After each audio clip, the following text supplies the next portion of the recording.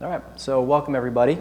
My name is Sean Munoz with Tanium. I'm the Director Technical Account Management. So today we're going to talk about the need for speed, why that matters, and really just talk about a little bit of the anatomy of cybersecurity, how that all kind of comes together and why that really brings that need for speed out there. So just to give you guys a little bit of background here. So a lot of my experience, I've got a good amount of security experience. All the way back to like 2003, I started working with a security reseller. But then I spent a lot of time at ArcSite as principal sales engineer, security operations in the services side, helping build out a use case and workflow from there. I knew things were going to the endpoint though. After HP bought us and we saw a lot of the malware attacks happening, I went to the endpoint sandboxing for a little bit, realized maybe that's a little bit ahead of its time, maybe prevention's not quite where we need to be. And I saw Tanium out there. And Tanium was able to bring that speed and scale out there extremely efficiently to get you the information you need to respond to the incidents that are out there. So, it's what I'm going to be talking about today. A little bit about the landscape. I like to throw in some stories about different things that are happening, how they're happening, some of the workflows, and we can kind of go in from there. And then what I'd like to do is after that we can talk a little bit more about the product, or we can step out afterwards and give you a demonstration as well. All right. So, when it comes down to, real world incidents, it's not that difficult, as you guys are probably, realizing on a regular basis dealing with different things that are happening. For instance, you could look at this conference in particular, and, somebody could easily just, put up a sign, SSID out there. People connect to it. We're all security professionals. It doesn't matter.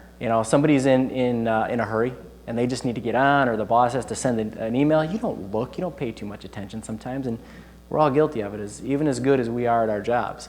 So, you can set up something out there, you can stage a weaponized PDF, and you can make it look good.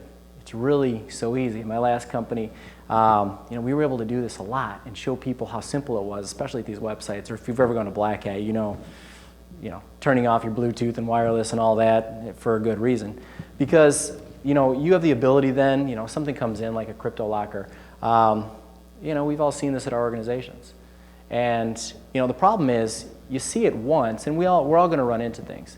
But it's how fast can you step back at that point, understand exactly what's happening, and then make sure it hasn't affected the rest of your organization. Because think about it. We're all good at just reacting. You might just clean that PC, you're going to re-image. Well, what does that really do? Other than getting your exec back up online. You haven't done anything to help yourself later on the proactive part.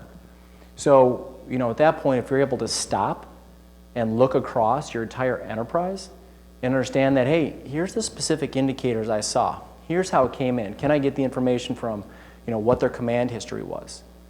All right, so maybe this is, maybe it was something a little more sophisticated. Maybe it was some sort of rootkit that's able to, hide itself very well, or something that was attacking in memory. You still need to be able to get that information, understand what led up to that point. So, those immediate consequences, you need to have that immediate response. Because if you don't, you're already one step behind. I don't know if you heard Andre McGregor in the security panel earlier, just talking about, the inability for people to really get that point across, understand that, you need to be a little bit better than the guys that are testing out there, because malware and the guys that are building it are testing on the AV you guys are using. And so, you look at it and who's out there and what are they doing and how prevalent is it? So, you look across and you can see just kind of from a commodity base, you can see who's being targeted at that level. Just the script kiddies and whatnot, you see all that out there. That's the stuff you really just want to make sure doesn't get in at the simplest level, because it is easy. And once you're in, you're able to move laterally. They're just going to collect credentials. If you can run something as simple as a Mimikatz and dump anything that's in memory, and you get a domain admin password, you're just moving laterally. You're just going to continue to harvest your credentials, do your recon, and then it doesn't matter if you re-image that PC or try and fix that hole. It's like putting the finger in the dike and then seeing 2 more spots spread out with water. You're not really helping yourself. So part of what it is understanding who's coming after you. Or one thing that they didn't say earlier today in some of the discussion was, what do you have that they want? Or what's going to put you on the front page of a newspaper? Or, hey, you're the ones who got breached. That's what you have to understand first. So, really it comes down to understanding, all right, great, I understand what they might be after. All right, step one. Then going and understanding, okay, if we do have a breach, how can I make sure that I can detect that? And then look and then see, different pieces here, different information, how long is it going to take, and then being able to move this down. So you guys have all seen the different reports from Verizon and the other ones that are out there, Ponemon and so on. I think 205, I think Verizon's was 266. So all we know is that the mean time to detection is way up there. So we already know that for the most part, if somebody is nice and stealthy, they're probably just sitting in our networks already. But are they getting to the data that's already that we don't want them to get to? So that's really the key in understanding how we respond and make sure we can do that quickly. So let's look at a basic, just kind of anatomy of attack here.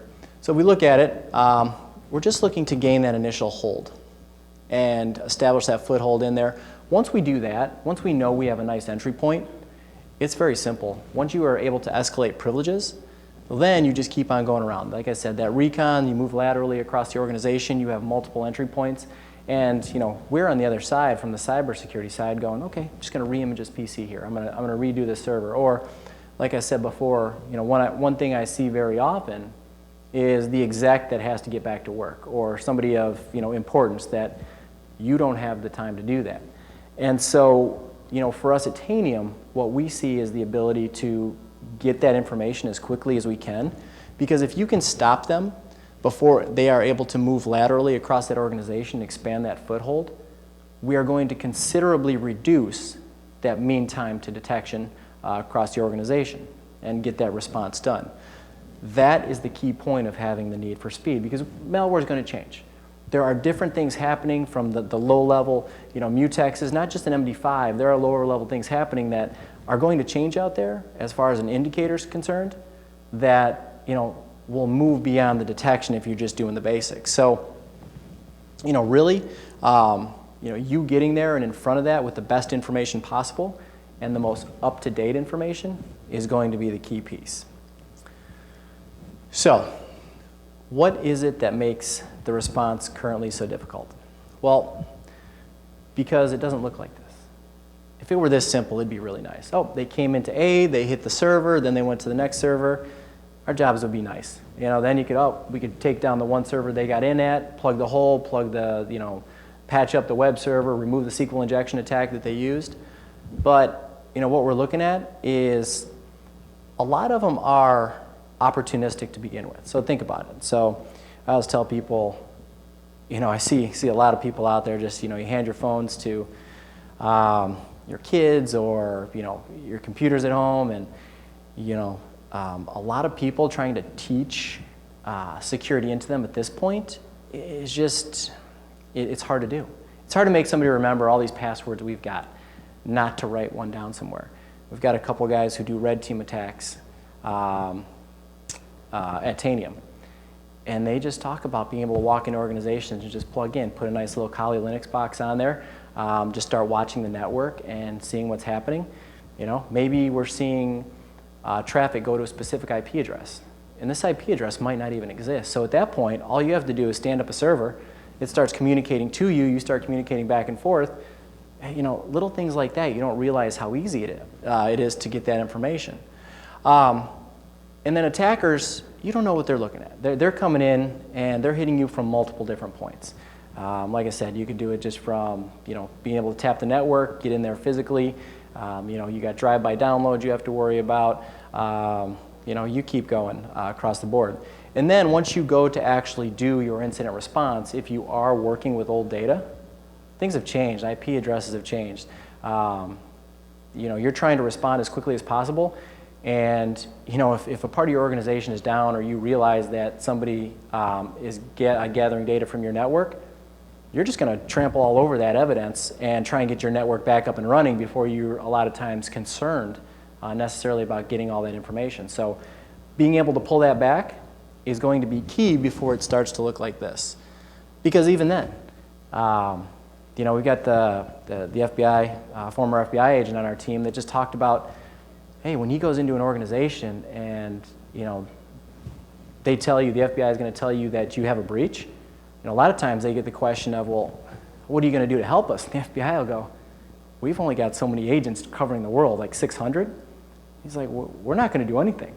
You're on your own at that point to get the best information you can as quickly as you can to remediate. There's no help coming from anywhere else at that point. So before we get to this, we want to make sure that we can catch it as soon as possible. So we'll look through another incident here. So you think about it, attackers dumped your credentials, compromised Exchange, they put in an email address.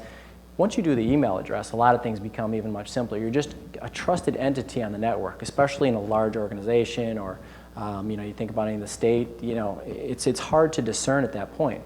You know, so then you can start looking very legitimate, sending out some email address that's part of your internal network. You know, so you got a guy on the other end, and hey, it seems like everything's legit. Or you get somebody, you look back at, you know, some of the social networking attacks before, and you know, somebody comes along, they're nice and friendly, they talk the right lingo. You don't think twice about it. Or maybe you've even done this, you know, calling in and, you know, you're just trying to do something and like even change something at your house. Maybe you call your ISP, you know, and you've got the information for your wife or husband at that point. You can pass it along and you just talk to them friendly, and they're like, oh, okay, I can, you know, I see this information, or you say the right things. Pretty easy to get by when you have the right information. So, you know, at that point, you know, once they're getting that information or they have an in, you know, it becomes very hard because it almost seems like they're one of us or right amongst us. So, you know, we look at it as we've got to have that initial defense in depth, but once we notice or recognize a breach is happening, we got to understand how we can fix that right away. So, you know, we'll look at one more here, just a single suspicious internal file transfer, where we get 5 distinct sites. We've got some malware evidence, they dumped the domain credentials, and this is only on day 3, so this is going to move very quick when it comes down to it. By day 5, and this is one of them we responded to out there, you know, we're seeing that now we're at 11 distinct sites, over 60 different systems, and we can't even quantify the data. So, and that's key is before you get to an unquantifiable point, you need to make sure you can respond as quick as possible, all right? So, you know, a lot of times we'll talk about, you know, a lot of different organizations will ask, well, do you guys know how many endpoints you have out there? And, you know, everybody's got, they can surmise, you know, some decent number. And, you know, then we're like, well, how do you know? Is that just what you have in one of your systems? That's what your SCCM's shown or something like that. Because if you can't see it, you can't manage it. If you can't manage it, you can't secure it. So, you know, there's a lot going on out there, and if you're not seeing everything that's happening or able to respond, we're not going to get to that security point that we're trying to ultimately get to. So we need to look at this. Attempts to scope have to be as swift and incessant as possible. Because once we just find it, it's a little bit more than just, you know, hunting for malware at that point. So we look at it from an accessing data loss and attacker motivation. So, you know, are they trying to just get backdoors in there from the access systems? You know, are they staging data? But then what we need to get to is understanding, you know, what's happening. Identify all the C2 channels that are out there to monitor the activity. You know, techniques, tactiques, and procedures, and identify additional exposed assets and credentials. So, you know, you have to understand exactly what's happening from that larger perspective than just looking on the endpoint systems to understand, you know, more of the holistic view here. And then when it comes down to, you know, really the backdoors and the malware, you know, they just continue to change. So some of the misconceptions out there are, you know, most malware is just going to run as a standalone EXE, which is, you know, far from the truth when you go to look at, you know, how it's being packed, you know, how it's in the system, you know, how it's running in the background, is it running in memory. You know, they must maintain active connections, which is not going to happen. You know, they're smart enough to understand and evade like a lot of the dynamic sandboxes out there, so they can look and see if you know, which users are actually on the system. They can, you know, set up different time periods to run. So a lot of different things that malware is doing. And so it's not as simple as finding and killing a rogue process. You know, they've set themselves up so that they can somehow reinitiate themselves or move laterally throughout the organization. So they're not always going to be just sitting out there waiting to be spotted by running an MD5 hash or something like that. So what it really comes down to is we need to be able to look and understand malware at different levels. So from a basic alpha perspective, you know, if somebody's writing this, you know, they'll compromise, you know, service hosts. They'll inject with a DLL or something to that effect. That's what you see at a lot of the basics level. So like the endpoint sandboxing we did, you know, that's a lot of the things we looked for. We kind of created a known process list of how things were supposed to happen, which processes should be spawning the next one. You know, and pretty basic stuff out there. And then what happens is, you know, you can watch it kind of change. It'll beacon out just to a CNC. You know, and the domain will resolve to 127.0.0.1 when inactive, and a live command and control after that. So as it starts to move forward, though, and become, get to be better, and this is what you see with a lot of polymorphic malware out there, the next version, we're going to see it, and we'll see the DLL injection at this point via search order hijacking. And then it's harder to detect at that point. We see that it's installed on multiple workstations. It starts to pull for different things on drivegoogle.com, and it only activates itself once per day. All right. Then, as it gets extremely efficient, it moves into the next step. So at this point, creates a web shell, a malicious ASPX code, or something embedded in a legit file there. And at this point, it gets even sneakier. It'll start to listen for incoming connections. It'll have multiple ways, such as other backdoors out there, and if those fail, it has a way to respawn itself. So as we can see in this progressive, you know, malware here, it's going to get better as we move out there. So, you know, this one comes up with just talking about credential harvesting just in general. This is a Mimikatz execution here, so I don't know if you guys have ever had to deal with this or run across it or are very familiar with it. But what we're talking about here is the ability to run a process in memory. And this way we're skipping all the, you know, the various, what do we call it?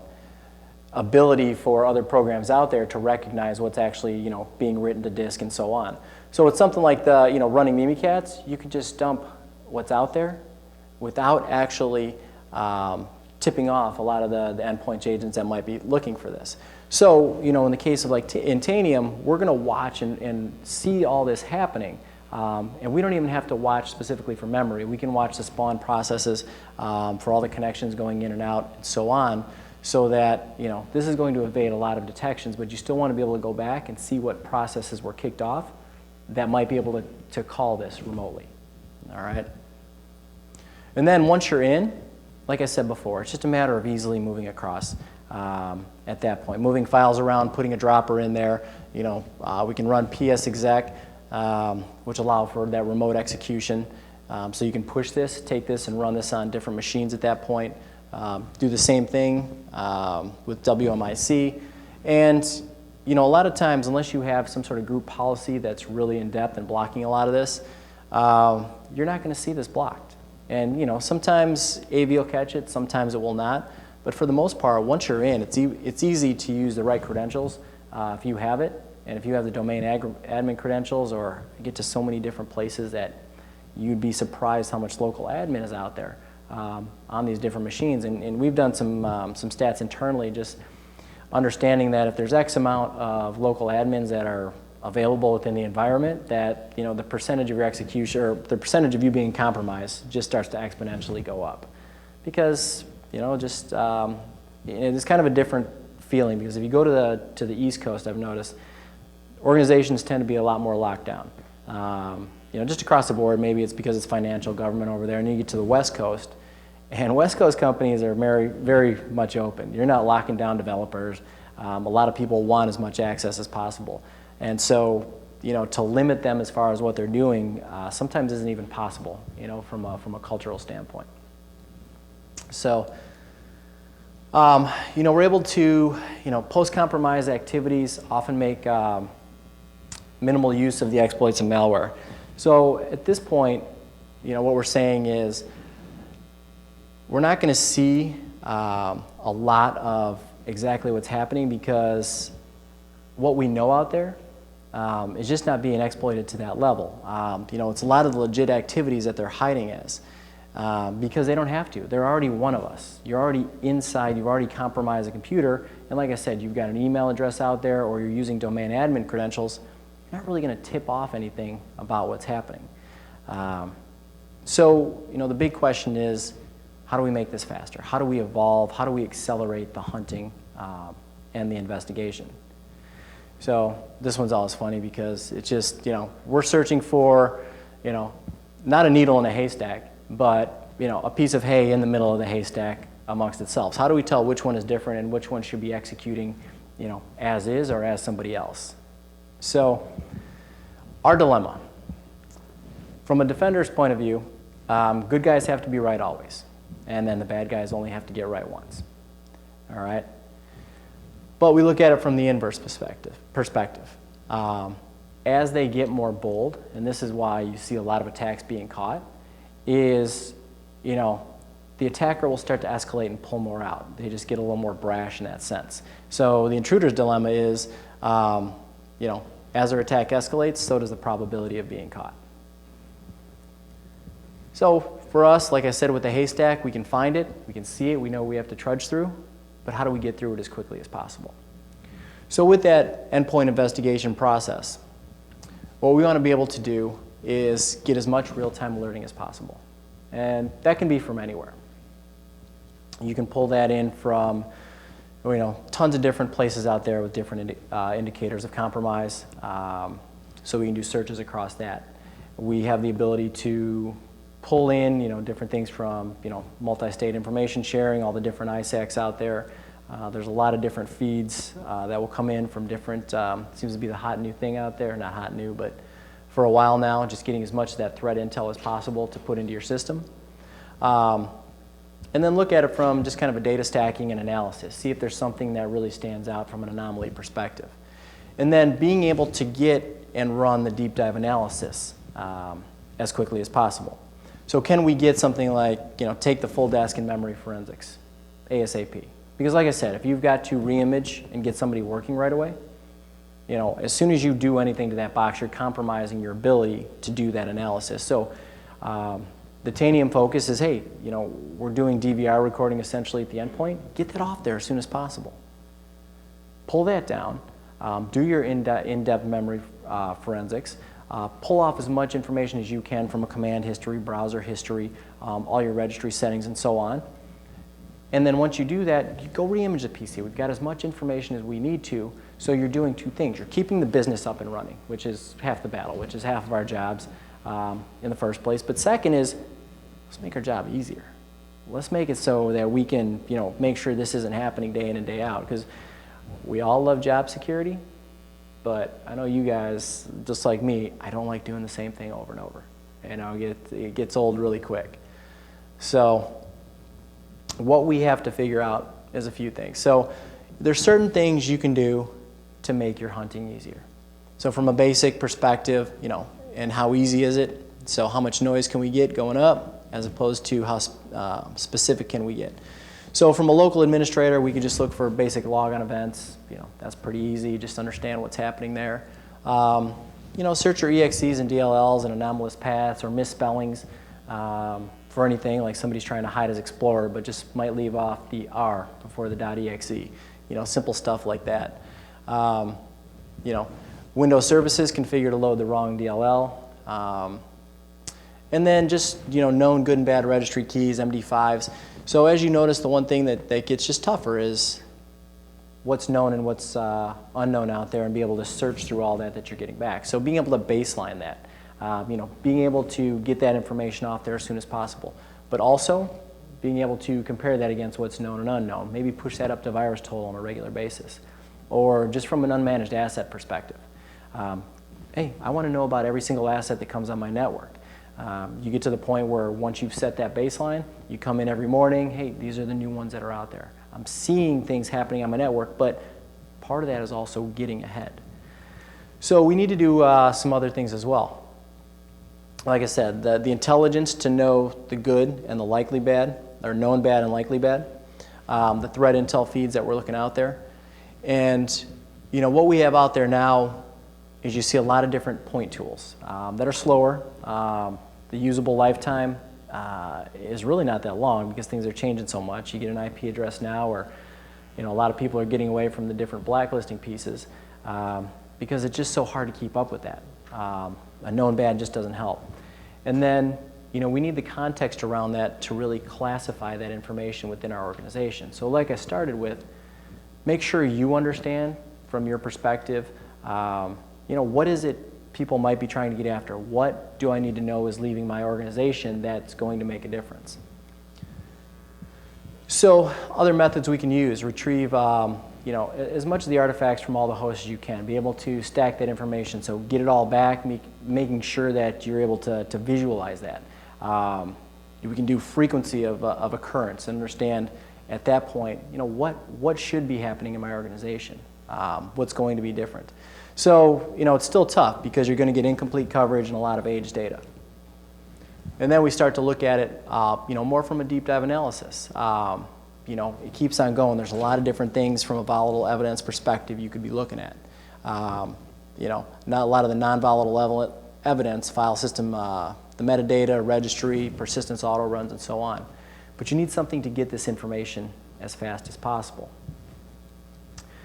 So, the challenges. What is normal? How can you return to normal if you don't know what normal is in your organization? So, ability to confidently scope the incident. What's your risk tolerance to the ongoing compromise? A lot of different things you need to be asking at that level. And, how often are attackers coming in? What's going on a regular basis? And then what are the required cleanup tasks? And how long are we allowing that to happen? So, really, it comes down to your ability to iterate through this as quickly and fastly as possible, through the hunting and analytic phases.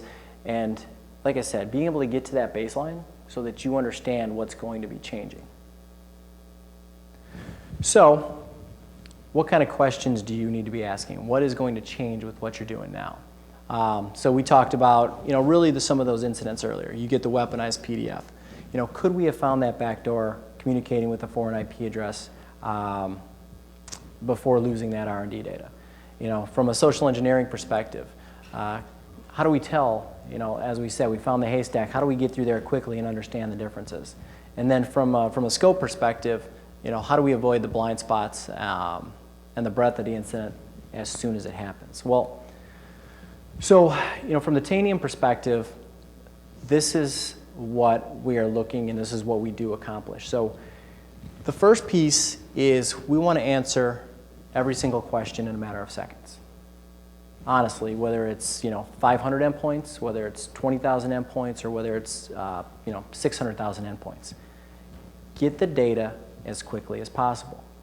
Because whether you're getting an issue from your help desk, whether it's coming in, as we talked about, the different IOCs, you need to be able to get that information. You need to be able to look at it. You need to be able to drill down. You need to understand if that is legitimate, traffic or usage on that specific PC. But you also need to move to the next step. And this is where the game really changes, because if you don't have the correct information and you walk in the morning and your boss says, hey, did you see that latest flash attack? Hey, are we vulnerable? And you're like, well, based on last week's reports, no, I think we're good. I think everything looks good. But you have no idea if anybody has gone out and installed a different version in that time. That's kind of critical if you're trying to really understand your current risk in the organization. So being able not only to understand from a detection perspective, but move in to a scoping perspective is extremely key. Because if you can't tell what's happening right now, you're already behind the game. And so we need to be looking at this from the endpoint's point of view. I moved in, I saw a lot of different things on the network happening, but now we let everything through the network. Everything comes in, most of the time it's either encrypted or it looks like legitimate traffic because a lot of times you're just going to have a lot of different ads or drive-bys or something. It looks like a PDF.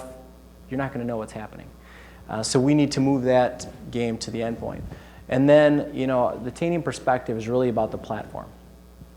So not only do we install just at the endpoint and get that data within 15 seconds, as we grow and start to add different modules in, we've already got that platform in the architecture for speed and scale, but now we can just add to it. So whether it's, our latest module with adding trace with our DVR recorder at the end, or as we come out with some of our newer modules and workflows around that, we'll be able to get that information as soon as possible.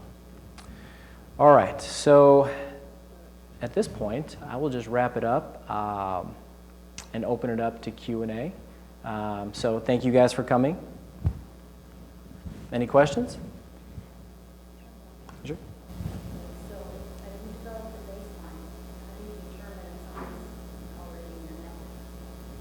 Is that a manual process? Go backwards and check things? So the question is, from a baselining perspective, how would we, at that point, move forward and understand if we've already been compromised by setting our baseline, or while we're setting our baseline? So when we set that up and when we look to do that, that's part of the hunting process that we talk about here. And so, we'll create the baseline and then look through it and look through some of those anomalies. So as we stack, look for the stacking data and try to see those, it's part of the process, some of the manual process to get things going. But once you do that, then it's a matter of understanding what's changing. But, from even kind of a managed asset perspective, sometimes you may not know. Because there might be, everybody here's got large networks you're dealing with. You still might want to know on a regular basis what's coming on. So maybe you divide it in half. Maybe you say, all right, I need to see everything new, but while I'm also looking at the old stuff. Get as much as you can. Say 90% of what's on your network now. Hey, take that 90%, move it off and say this is known good. Let's work on the 10% and then work on what's new. So yeah, it's definitely a challenge, but it's part of being able to get that data as quickly as possible. Yeah. So the more encryption lower the risk. You see a lot of stuff getting in. Well, so the question is just, are we seeing more coming in over encrypted communication? And so, that's a great part about being at the endpoint. That's why the game has changed. So definitely, as much as as possible, but it has to be decrypted at the endpoint. So even if you've got encryption on disk and you see an encrypted traffic come over the network, well, at some point it has to decrypt at the endpoint. So having Tanium or there or something to watch that, or being able to continue to ask those questions on a regular basis or run those baselines can help see that changing data. On the open side, then, the encryption, so you're looking at students. Yeah. Yep. It is a networking tool, so it's really trying to get something back and be able to tell it is encrypted, so they'll let it up through it. And once it gets to the endpoint, it's unencrypted, you can find it. Yeah. So, fair way to say that?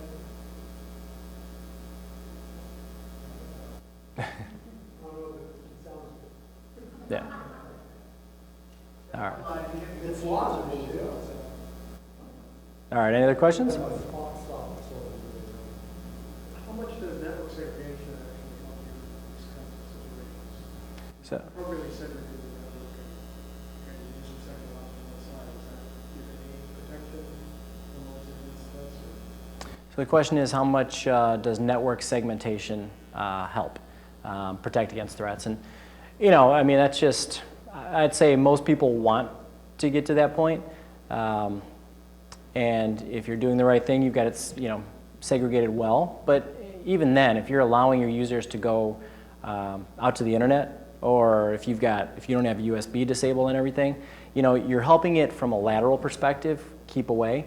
But even then, if you've got the right domain credentials and you get on one part of your network, well, you've got credentials probably to get to that other part of the network. Or, we talked to, we had a large gathering just like this yesterday.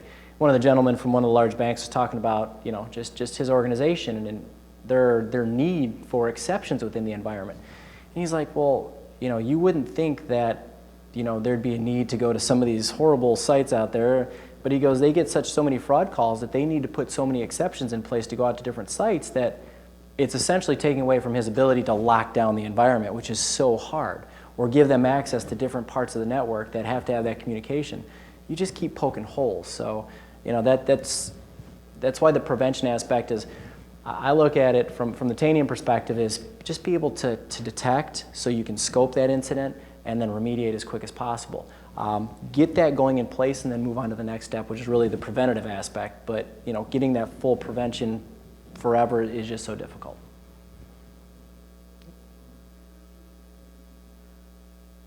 All right. Well, if you guys have any other questions, we'll be right out the happy hour after this. But thank you guys very much.